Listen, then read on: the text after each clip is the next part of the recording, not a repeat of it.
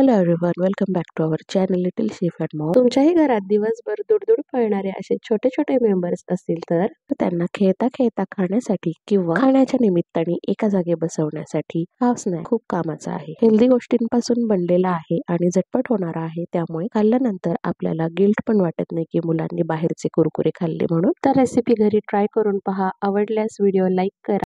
Snack बनवण्यासाठी येथे मी नाचणीचं पीठ वापरलेलं आहे 1 वाटी, त्याच्या अर्ध वापरलेलं आहे बेसन पीठ आणि त्याच्या अर्ध वापरलेलं आहे तांदळाचं पीठ. फ्लेवर्स आपण आपल्या मनाने ऍड करू शकतो पाहिजे ते. इथे मी जिऱ्याची पूड टाकलेली आहे, थोडासा चाट मसाला टाकलेला आहे, थोडीशी मिरपूड टाकलेली आहे, काळे तीळ वापरलेले आहे आणि थोडंसं ओरेगॅनो होते माझ्याकडे ते टाकलेले आहे, म्हणजे थोडासा वेगळा फ्लेवर तयार होईल. थोडेसे मिक्स हर्ब्स आणि बटर टाकलेलं आहे. यामध्ये आपण जर ओरेगॅनो वगैरे नाही टाकलं किंवा बटर नाही टाकलं तर त्याऐवजी तेल टाकू शकतो थोडंसं थंड, आणि ओरेगॅनोच्या ऐवजी तुम्ही त्याला लसूण ठेचून तो पण फ्लेवर देऊ शकता किंवा ओवा टाकून तो पण फ्लेवर देऊ शकता. आता सगळं व्यवस्थित बटर मिक्स झाल्याच्या नंतर पाणी टाकून मी याला घट्ट मळून घेते. याला बाइंडिंग नसते कारण की नाचणीच्या पिठाला बाइंडिंग यायला काही स्कोप नसतो, त्यामुळे आपण बेसन पीठ वापरलेलं आहे. कुरकुरीतपणासाठी थोडंसं तांदळाचं पीठ वापरलेलं आहे, पण त्यांचं प्रमाण अगदीच थोडं असल्यामुळे याला बाइंडिंग येतच नाही लास्ट पर्यंत. तुम्हाला जर वाटत असेल की नाही थोडंसं लाटायला मला अगदीच जमत नाहीये तर बेसन पीठचं प्रमाण थोडंसं वाढवू शकता. आता याला 15 मिनिट मी झाकून ठेवलं होतं. मध्ये एकदा मी याला परत थोडंसं मळून घेऊन पुन्हा झाकून ठेवलं होतं.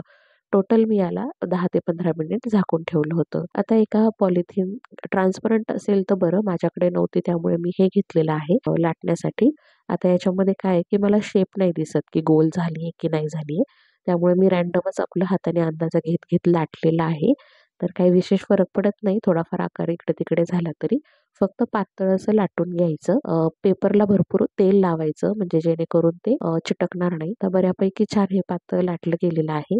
त्याला बाइंडिंग नसते त्यामुळं त्याच्या चिरा गेल्यासारखं होतच साईडने. तर थोडंसं साईडचं काढून मी इक्वल करून घेतलेलं आहे. बघू शकता तुम्ही, मोडताना पण ते दिसतंय की त्याला जास्त काही असा चिवटपणा नाहीये पिठाला. साईड्स मी अशा पद्धतीने काढून घेतलेले आहेत आणि आता आपल्याला हव्या त्या शेप्स मध्ये आपण ते करून घ्यायचं आहे. तर मी येथे नाचोस सारखा थोडासा ट्रायंगल शेप देते. सुरीने कापू शकतो आपण किंवा पिझ्झा कटर असतं त्याच्याने पण आपण काट करू शकतो, आणि शेप पण आपल्याला पाहिजे तर किंवा एखादं झाकण घेऊन आपण त्याला डायरेक्ट गोल गोल असं छोटे छोटेसे गोल्स पण त्याचे बनवू शकतो. तर इथे मी असं ट्रायंगल करून घेते शेप, आणि म्हणजे मी हे फक्त खरं सांगायचं तर दाखवण्यापुरतेच ट्रायंगल करून घेतले. नंतर मी सरळ शंकरपाळी सारखे शेप्स मध्ये सगळे करून तळून घेतले, कारण की बघा ह्या गोष्टींना खूप वेळ लागतो. तर खायचंच असतं तर एवढे शेप्स काही मॅटर करत नाही, पण दाखवण्यासाठी व्यवस्थित दिसावं म्हणून मी असे त्याला ट्रायंगल शेप्स देऊन घेतले.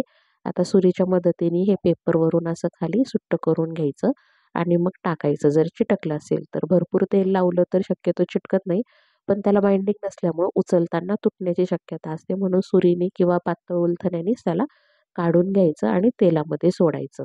आता नाचणी आहे ऑलरेडीच ती ब्राऊन असते, त्याच्यामध्ये जर आपलं तेल थोडं जरी जास्त तापलं तरी पण ते जळण्याची शक्यता असते, त्यामुळं तळताना अगदी बारीक फ्लेमवरती आणि खूप जपून तळायचं आहे. छान असे मस्त होममेड आणि नाचणीपासून बनलेले आहेत, त्यामुळे हेल्दी असे हे नॅचोस तयार झालेले आहेत. त्याच्यावरती मी तिखट टाकलेलं आहे, हे कलरचं तिखट आहे, जास्त तिखट नसतं. पुन्हा वरतून थोडासा चाट मसाला टाकलेला आहे आणि बघू शकता तुम्ही छान असे कुरकुरीत होतात हे आणि आवडतात देखील खायला.